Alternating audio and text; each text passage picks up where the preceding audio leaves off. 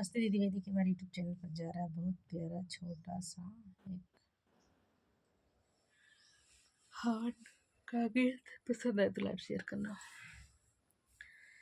बिरहालुमान हो हवनिया में चली अइहा, बिरहालुमान हो हवनिया में चली अइहा। काहे के रूसल बड़ा बिरहालुमान हो, काहे के रूसल बड़ा बिरहालुमान हो।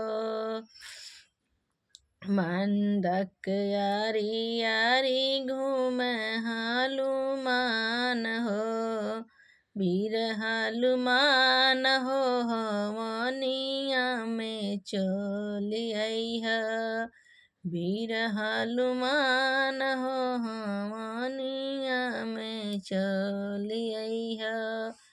काहे के रूसल बड़ा शंकर जी शंकर हमार हो, तू काहे खातिर रूसल बड़ा।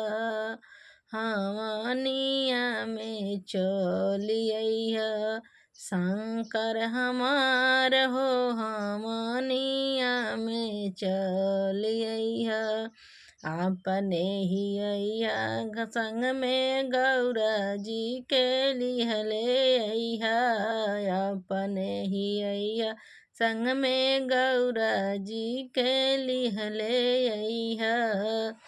बिरहालुमान हो हवनिया में चली अइहा, अपने ही अइहा हो गौरा जी के लिहले अइहा, अपने ही अइहा शिवजी गौरा जी के लिहले अइहा। काहे खातिर रूसल बाड़ा।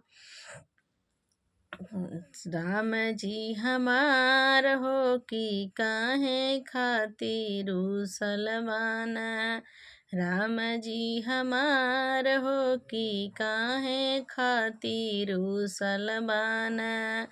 हवनिया में चली अइहा, राम जी हमार हो हवनिया में चली अइहा।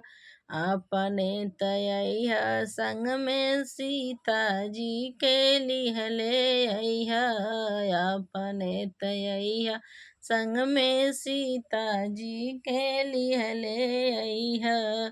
काहे खातिर रूसल बाना, विष्णु जी हमार हो हवनिया में चली अइहा, विष्णु जी हमार हो हवनिया में चली अइहा। अपने तयइहा संग में लक्ष्मी जी के लिहले अइहा, अपने तयइहा संग में लक्ष्मी जी के लिहले अइहा। बिरहानुमान हो हवनिया में चले अइहा, बिरहालुमान हो हवनिया में चली अइहा।